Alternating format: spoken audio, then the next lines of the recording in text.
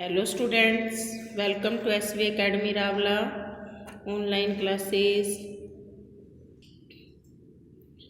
आज मैं class 4th English medium में सब्जेक्ट ईवीएस का lesson number 3 let's have fun let's play game का सेकंड पार्ट पढ़ाने जा रही हूँ। पहले अपनों ने इस लेसन में गेम्स के बारे में पढ़ा कि गेम्स किस तरह हमारे लिए लाभदायक होती हैं, हमारे शरीर को फिट रखती हैं, हमारे को पढ़ाई के लिए भी तैयार करती हैं। और कितनी तरह की गेम्स होते हैं? इंडोर गेम्स, आउटडोर गेम्स होती हैं दो तरह की। इंडोर गेम्स क्या होती हैं? जो घर के अंदर खेली जाती हैं। आउटडोर गेम्स कौन सी होती हैं? जो घर से बाहर खेली जाती हैं। ये इंडोर गेम में कोई फिजिकल एक्टिविटी नहीं होती और आउटडोर गेम जैसे क्रिकेट है, कबड्डी है, हॉकी है, तो इनमें फिजिकल एक्टिविटीज़ होती है। Indoor games carrom, chess, ludo वगैरह ये अपने बैठ के ही खेलते हैं, इसमें कोई एक्टिविटी नहीं होती, ये कहीं भी खेली जा सकती हैं। और जो ये गेम्स हैं हमारे माइंड को रिलैक्स करती हैं और खुश करती हैं, यानी अपने बढ़िया से जब गेम का पीरियड होता है तो अपने तैयार हो जाते हैं फटाफट। ये आज गेम का पीरियड है, आज खेलने जाना है। कभी सर से पूछ के आते हो आप, कभी मैम से पूछ के आते हो, आपको पता ही है। और गेम खेल के आके फिर खुश होते हो भी हमने आज ये खेला, वो खेला, ये सीखा। इस तरह सभी बच्चों को गेम खेल के इंजॉय होता है, मज़ा आता है उनको गेम खेल के। आपको आता है क्या? आता है ना? गेम्स हमें क्या बनाती है? तंदुरुस्त, हेल्दी बनाती हैं। इस तरह हम आगे देखेंगे भी। गेम्स में कुछ रूल्स होते हैं, उनको हमें फॉलो करना बहुत ज़रूरी होता है। अगर अपने फॉलो नहीं करेंगे तो गेम ख़राब हो जाएगा, आउट हो जाएंगे अपने। अभी कई प्लेयर्स होते हैं जो चीटिंग भी करने की कोशिश करते हैं, ऐसे नहीं करना चाहिए। गेम ईमानदारी से खेलना चाहिए। अब अपने पढ़ेंगे पेज नंबर 19 पे। Follow the rules. When we play games sometime we commit mistake unknownly. जब हम गेम खेलते हैं तो कई बार हम अनजाने में कोई गलती कर देते हैं। कमिट यानी गैरकानूनी काम कर देते हैं, अनजाने में मिस्टेक कर देते हैं। समटाइम्स द प्लेयर हिमसेल्फ और हरसेल्फ ट्राइज टू चीट। कई बार जो प्लेयर होता है वो अपने आप में चीटिंग करने की कोशिश करता है, वो चीटिंग से जीतने की कोशिश करता है जो खिलाड़ी होता है। We often make agreement with the members of the opponent team. Often यानी अक्सर। हम अक्सर बहस करने लग जाते हैं जो दूसरी टीम की खिलाड़ी होते हैं उनके साथ। नहीं, मैं सही हूँ, तू गलत है, ऐसे करते हैं ना। मैंने ऐसे नहीं टच किया, मैंने वैसे नहीं टच किया, मैंने बोनस लाइन क्रॉस नहीं की, या बोनस लाइन क्लियर नहीं है, ऐसे अपने बहस नहीं लग जाते हैं, तो ये वो नहीं करना चाहिए। Some common examples are the ball did not touch my bat. कुछ एग्जाम्पल्स हैं, देखो ये कौन से अपने चीटिंग करते हैं कि बहसते अपने, क्या बहस करते दूसरे से कि जो बॉल है मेरी बैट से टच नहीं हुई। He did not touch me, bonus line is not clear, I have cross the bonus line etc। वो कहता है कि उसने मेरे को टच नहीं किया, या बोनस लाइन क्लियर नहीं है, या फिर बोनस लाइन को मैंने पार कर लिया, ऐसे जो लाइन क्रॉस करनी नहीं होती उसको क्रॉस कर लिया। तो ये सब बातें अपने करते हैं। To avoid such problems each game has a set of rules to be followed. इन सब प्रॉब्लम से बचने के लिए गेम में कुछ रूल्स होते हैं, कुछ नियम होते हैं जिनको अपने फॉलो करना होता है। In case of unfair play the player may be penciled for committing a foul। जो अनुचित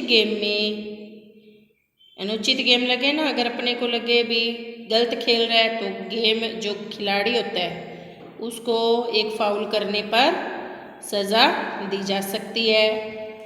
बिफोर प्लेइंग ए गेम खेलने से पहले the players must know the rules of the game. खिलाड़ियों को गेम के रूल पहले पता होने चाहिए। गेम खेलने से पहले सभी प्लेयर्स को रूल पता होने चाहिए गेम के, ताकि वो उनको फॉलो कर सकें और गलत गेम ना खेलें। ए रेफरी और an umpire is also needed a game में एक रेफरी जरूर होना चाहिए, या फिर एम्पायर जो बीच में खड़ा होता है। वो क्रिकेट में एम्पायर खड़ा होता है तो वो सही गलत का निर्णय लेता है ना, वाइट बॉल है कौन सी बॉल है तो वो बताता है। रेफरी भी होता है, रेफरी पंच, एम्पायर खेल पंच, इनको गेम में होना जरूरी होता है। ही और शी, चाहे वह लड़का है चाहे लड़की है, इंश्योर्स, वो ये यकीन दिलाता है that the game is being played according to the rules, कि वो श्योर करता है कि गेम है जो नियम के अनुसार खेली जा रही है या नहीं। The decision of the referee या एम्पायर इज़ फाइनल। जो डिसीज़न यानी जो भी फैसला होता है एम्पायर का या रेफरी का, वो फाइनल होता है, वो ही माना जाता है। A player may get hurt while playing a game. एक प्लेयर जब वो गेम खेल रहा होता है तो कई बार उसके चोट लग जाती है, वो जख्मी हो जाता है ना। कई बार चोट लग जाती है ना, लगती है ना खेलते खेलते। कई बार बॉल लग गई, बैट लग गया, गिर गए, कोई जैसे हो जाता है पैर पे चोट लग गई, मुड़ गया पैर वगैरह, कुछ भी हो सकता है। Therefore in the school field A first aid kit is also kept. इसलिए स्कूल के मैदान में फर्स्ट एड किट को रखा जाता है, जिसमें सामान होता है, बैंडेज वगैरह होती है और एंटीसेप्टिक लोशन होता है, क्रीम होती है जैसे कि आयोडीन सोल्यूशन है, और गर्म पट्टी होती है। अगर किसी के अंदरूनी चोट लगी, मोच वगैरह आ जाए तो बांध दी जाती है। पेन किलर स्प्रे होता है, जैसे मुंह वगैरह का स्प्रे होता है, तो अगर दर्द है तो वो लगा देते हैं। इस तरह उसमें फर्स्ट एड किट होती है, जिसमें सारा मतलब अगर थोड़ा बहुत जख्मी हो गया तो तुरंत उसको पट्टी वगैरह बांध दी जाए। It is an essential item during inter school competition. ये बहुत ही ज़रूरी चीज़ होती है जब स्कूल में कंपटीशन होता है। स्कूल में जैसे अपने गेम होता है ना क्रिकेट का, आपको सबको पता है क्रिकेट के गेम होते हैं, टीमें चुनी जाती हैं, बॉयज़ की टीम्स अलग, गर्ल्स की टीम्स अलग, तो वो उनमें कंपटीशन करवाया जाता है। जो जीत जाता है तो ऐसे करते करते पहले टीमों में छोटी क्लासों बराबर की क्लासों में कंपटीशन करवाया जाता है। फिर जो टीम जीत जाती है उनको फिर दूसरों के साथ जीती टीमों को फिर खिलाते हैं, खिला के फिर उनमें से एक को चुना जाता है। ऐसे करके अपने गेम चलते हैं ना गेम, क्रिकेट गेम। वैसे ही इंटर स्कूल कंपटीशन होता है ये, यानी स्कूल में कंपटीशन चलता है तो बच्चे खेलते हैं। जो बच्चों को खेलना भी आता है, इससे बहुत चीज़ें सीखते हैं बच्चे। खेलने से बहुत चीज़ें सीखते हैं, इकट्ठे रहना सीखते हैं, टीम में कैसा बिहेव करना है, एक दूसरे से किस तरह एक दूसरे की मदद करनी है और कैसे खेलना है गेम को, रूल्स पता चलते हैं उनको, ये सब चीज़ें पता चलती हैं। तो इंटर स्कूल कंपटीशन में क्या फर्स्ट एड किट है जो बहुत ही ज़रूरी चीज़ होती है। Following items are there in a first aid kit. ये आगे जो चीज़ें दी हुई हैं ये फर्स्ट एड किट में होती हैं। कौन सी? कॉटन, रुई होती है एक तो, अगर खून वगैरह आ जाए तो उसके डेटॉल से या कोई और चीज़ से, हाइड्रोजन से साफ करके जख्म को फिर उसके ऊपर पट्टी बांधी जाती है। कॉटन चाहिए होती है ना, बैंडेज, पट्टी, सीधी पट्टी होती है जो बैंडेड, बैंडेड जो चेपदार पट्टी होती है, जो चेपदार यानी चिप जाती है, बैंडेड। एंटीसेप्टिक, रोगाणुरोधक, एंटीसेप्टिक रोगाणुरोधक लोशन होता है और क्रीम, या तो लिक्विड या फिर क्रीम होता है, क्रीम होती है वो लगा देते हैं ऊपर, लाइक आयोडीन सोल्यूशन, जैसे कि आयोडीन सोल्यूशन होता है। Pain killer spray, pain killer spray भी होता है, स्प्रे की बोतल, जैसे वो मुंह वगैरह के अब लिक्विड में आने लग गए ना, उसको भी रखते हैं तो वो थोड़ी छीड़ ऊपर स्प्रे कर देते हैं जहाँ पे दर्द हो रहा है। कई बार अंदरूनी चोट होती है, बाहरी चोट दिखती नहीं है, तो फिर उसके ऊपर वो लगा देते हैं, स्प्रे कर देते हैं, जिससे दर्द ख़त्म हो जाता है। क्रीप बैंडेज यानी गर्म पट्टी, फिर पेन किलर लगा के पेन किलर स्प्रे करके उसके ऊपर गर्म पट्टी बांध दी जाती है ताकि दर्द ना आए।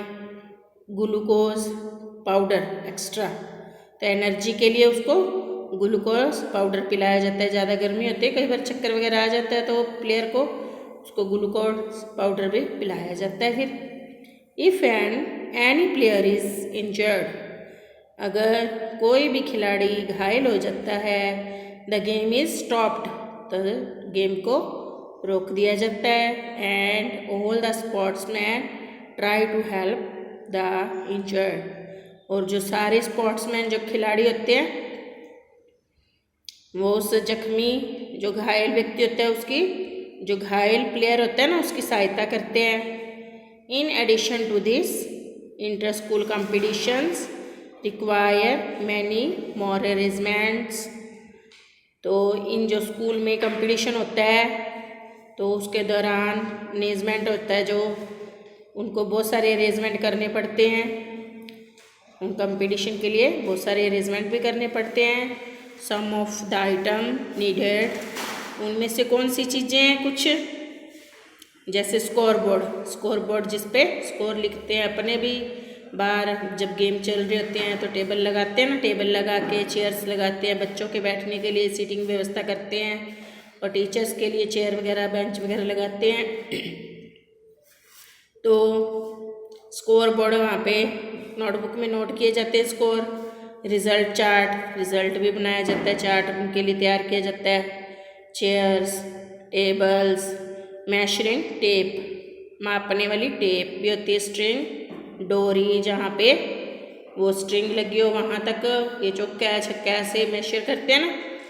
चौक, एक्स्ट्रा चौक भी चाहिए होता है। ये सब कुछ स्कूल के द्वारा अरेंज किया जाता है, स्कूल है जो वो इसका अरेंजमेंट करता है जहाँ पे गेम होने होते हैं।